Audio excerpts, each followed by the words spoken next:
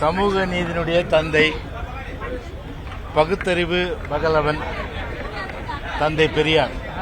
தந்தை என்று சொல்லும்போது தமிழ்நாட்டில் ஒரு காலகட்டத்தில் ஒடுக்கப்பட்ட மக்கள் சமுதாயத்திலே மிக மிக மிக மிக ஒரு பின்தங்கியுள்ள நிலையில் அவர்களுக்கென்று எந்த உரிமையும் கிடையாத ஒரு சூழ்நிலையிலே நம்முடைய தந்தை பெரியார் அவர்கள் அவருடைய உரிமைக்கு குரல் கொடுத்து ஒரு சமூக நீதியை நிலைநாட்டி அதன் மூலம் ஒரு சமத்துவத்தை, ஒரு சமூக நீதியை, ஒடுக்கப்பட்ட மக்கள் கூட ஒரு உயர்ந்த நிலைக்கு வர முடியும் என்ற வகையில் ஒரு அடிக்கோலிட்டவர் தந்தை பெரியார் அவர்கள்.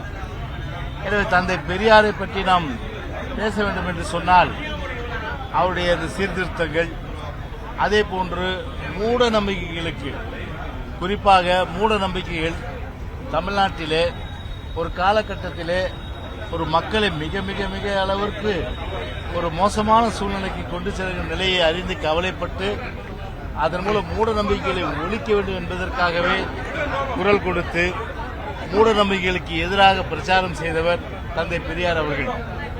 இன்றைக்கும் தமிழ்நாட்டிலே ஆதி திராவிடர்கள், பழங்குடியினர்கள், பின்தங்கியவர்கள், மிகவும் பின்தங்கியவர்கள், சீர்மரபினர்கள் அரசியலிலும் சரி, அதே போன்று அரசு பணியிலும் சரி, அதே போன்று சமூகத்தில் தலை நிமிர்ந்து நிற்கிறார் என்று சொன்னால் ஒரே மனிதர் தந்தை பெரியார் அவர்கள் அன்றைக்கு அடிக்கோலிட்டதுதான். எனவே அவருடைய பிறந்தநாளிலே இன்றைக்கு கழக பொதுச் செயலாளர்களுடைய சார்பில் அனைத்து இந்திய அண்ணா திராவிட முன்னேற்ற கழகத்தின் சார்பிலே இன்றைக்கு அவருக்கு புகழ் மாலை சூட்டப்பட்டது என்பதை தெரிவித்துக் கொள்கின்றேன்.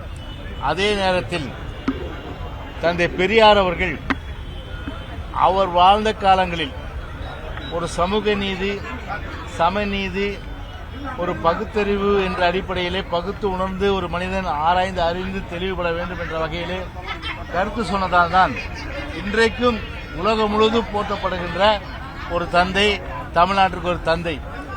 இது தெரியாத சில ஜென்மங்கள் இன்றைக்கும் தந்தை பெரியாரை விமர்சனம் பண்றதுன்னு சொன்னால் அவர்கள் எல்லாம் அரசியலில் இன்றைக்கு காணாமல் போகின்ற ஒரு நிலைமைதான் வரும். எனவே தந்தை பெரியாருடைய புகழை எந்த காலத்திலும் எந்த கும்பலாலும் அழிக்க முடியாது என்பதை தெரிவித்துக் கொள்கின்றேன். நாளைக்கு பார்க்கிறேன்.